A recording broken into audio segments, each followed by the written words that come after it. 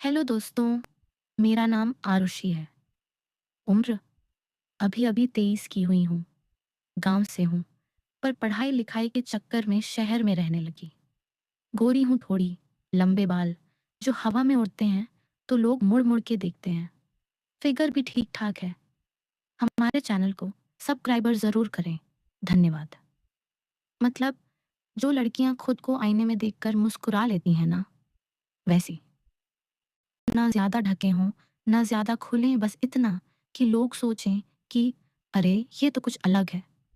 खैर, आज तुम सबको अपनी जिंदगी की वो कहानी सुनाने जा रही हूँ जो मेरे साथ पिछले साल हुई थी। सुनते रहना, बीच में बोर नहीं होना, क्योंकि ये कहानी थोड़ी अजीब सी है, ना पूरी मीठी, ना पूरी कड़वी। मैं उस वक्त अपने मामी के घर आई हुई थी गर्मियों की छुट्टियों में। मामी का घर गांव से थोड़ा हटके है। एक पुराना सा बड़ा मकान जिसके पीछे आम के बाग हैं और सामने एक छोटी सी नहर बहती है। मैं वहां गई थी क्योंकि मम्मी पापा कहीं बाहर गए थे और मुझे अकेले शहर में छोड़ना नहीं जानी। मामा जी और उनका बेटा विवान था। विवान मुझसे 2 साल बड़ा है, मतलब 25 का। इंजीनियरिंग करके नौकरी कर रहा था, पर उस वक्त घर पर ही था क्योंकि उसकी कंपनी में कुछ छुट्टियां चल रही थीं। पहले दिन तो सब नॉर्मल था। मैं पहुंची, सबने गले लगाया, मामी ने खाना खिलाया, खूब सारी बातें हुई। रात को मुझे ऊपर वाली कोठी में कमरा दिया गया था। पुराना कमरा, लकड़ी की छत, एक बड़ा सा पलंग और खिड़की से बाग दिखता था।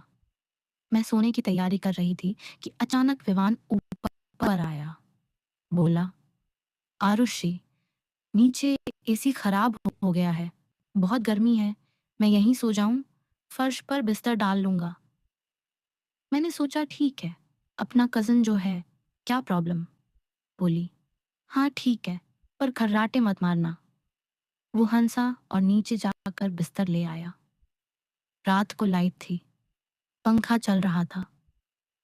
हम दोनों बातें करने लगे। बचपन की बातें, स्कूल की शरारतें, कॉलेज के क्रश। विवान बहुत मजाकिया है, हर बात पर हंसाता था। फिर बातें थोड़ी पर्सनल हो गईं। वो बोला, तू तो अब बड़ी हो गई है यार, पहले तो दुबली पतली थी, अब तो। और रुक गया। मैंने हंसकर कहा, अब तो क्या। वो बोला, अब तो सब लड़के लाइन मारते होंगे। मैंने कहा, हाँ मारते हैं, पर मैं किसी को भाव नहीं देती। वो चुप हो गया थोड़ा, फिर बोला, सही है, अच्छी लड़की जो है, पर उसकी कहा है जैसे पहले कब नहीं देखा। मैंने भी मजाक में कहा, तू भी तो अब जवान हो गया है, कोई गर्लफ्रेंड वगैरह। वो बोला, नहीं यार, टाइम नहीं मिलता। फिर बातें खत्म हुई और हम सो गए। अगली सुबह उठी तो विवान पहले ही नीचे चला गया था। मैं नहा धोकर नीचे आई तो मामी ने नाश्ता करवाया। दिन भर घर का काम, बातें, खाना पीना। शाम को विवान बोला, चल बाग में घूम आए, आम पके हैं। मैं मान गई। हम दोनों बाग में गए। वो पेड़ पर चढ़कर आम तोड़ रहा था और मैं नीचे खड़ी थी। कभी कभी वो ऊपर से आम फेंकता और मैं पकड़ती। एक बार गलती से आम मेरे ऊपर गिरा और मैं हंस पड़ी। वो नीचे उतरा और बोला, सॉरी यार, लग तो नहीं गया। मैंने कहा, नहीं, बस थोड़ा सा, और अपना कुर्ता झाड़ा। वो पास आकर देखने लगा कि कहीं चोट तो नहीं लगी। उसका हाथ मेरे कंधे पर रखा रहा थोड़ा ज्यादा देर तक। मैंने कुछ नहीं कहा, बस मुस्कुरा दी। फिर हम बाग में एक पेड़ के नीचे बैठ गए। हवा चल रही थी, शाम का वक्त। विवान ने एक आम छीला और मुझे खिलाने लगा। मैं काट कर खा रही थी। वो बोला, तू खाती बहुत प्यारी लगती है। मैंने हंसकर कहा, अच्छा जी, और क्या क्या प्यारा लगता है। वो थोड़ा शर्मा गया और बोला, सब कुछ। मैंने सोचा मजाक चल रहा है। फिर बातें फिर पर्सनल हो गईं। वो बोला कि उसे लड़कियां पसंद हैं जो साड़ी पहनती हैं। मैंने कहा, मैं भी पहनती हूँ कभी कभी। वो बोला, पहन कर दिखा ना कभी। मैंने कहा, अच्छा, यहाँ मामी के पास तो है, एक दो, कल पहन लूंगी। वो खुश हो गया। रात को फिर वही हुआ। नीचे गर्मी थी तो विवान ऊपर आ गया। इस बार वो थोड़ा पास ही बिस्तर डाला। बातें शुरू हुई। बोला, मैं जानता हूँ तू बहुत अच्छी है, बस ऐसे ही पूछ रहा था। पर उसकी आवाज में कुछ था जो मुझे लगा कि वो चाहता कुछ और है। मैंने भी थोड़ा मजाक में कहा, और तू कितनी गर्लफ्रेंड बनाई? वो बोला, दो तीन, पर कुछ खास नहीं। फिर वो करवट बदलकर मेरी तरफ मुड़ा और बोला, सच बता, तुझे मैं कैसा लगता हूँ? मैंने कहा, अच्छा लगता है, केयरिंग है। वो बोला, बस? मैंने कहा, और क्या? वो चुप हो गया। ऐसे ही दिन बीतते गए। हर शाम हम बाग में घूमने जाते, कभी नहर के किनारे बैठते। विवान हर दिन थोड़ा और पास आता जाता था। कभी मेरे बाल ठीक करता, कभी हाथ पकड़कर नहर पार करवाता। मैं भी रोकती नहीं थी, क्योंकि सोचती थी अपना कजन है, क्या होगा। पर धीरे धीरे मुझे लगा कि मामी हमें साथ देखकर थोड़ा अजीब मुस्कुराती हैं। एक दिन मामी ने मुझे अलग बुलाकर कहा, आरुषि बेटा, विवान तुझे बहुत पसंद करने लगा है लगता है। मैंने कहा, अरे मामी, हम तो ऐसे ही मजाक करते हैं।